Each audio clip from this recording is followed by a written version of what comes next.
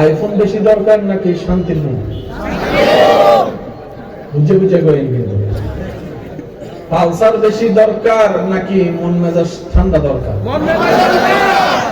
তার মানে আমার যুবকরা আসল জিনিস বুঝে, মানতে চাই না। দরকার হলে মার লগে যুদ্ধ লাগিয়ে দিব, তারপর আইফোন লাগবে।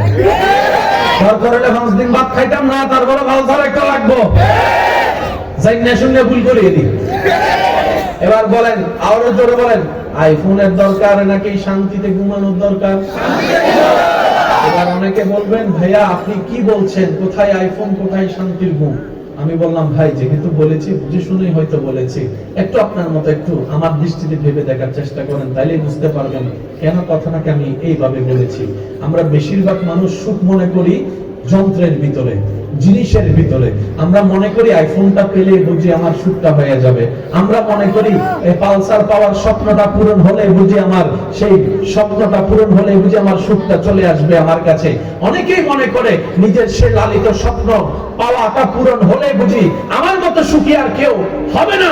কিন্তু বাস্তবতা দেখা যায়, যারা এক সময় আইফোন কেনার জন্য যুদ্ধ করেছে ঘরে, আইফোন কেনার পর 6-7 মাস পরে আগের মতো আর আইফোন এখন সেটা ভালো লাগে না, দেখতেও ইচ্ছে করে না, দেখতে ইচ্ছে করে না।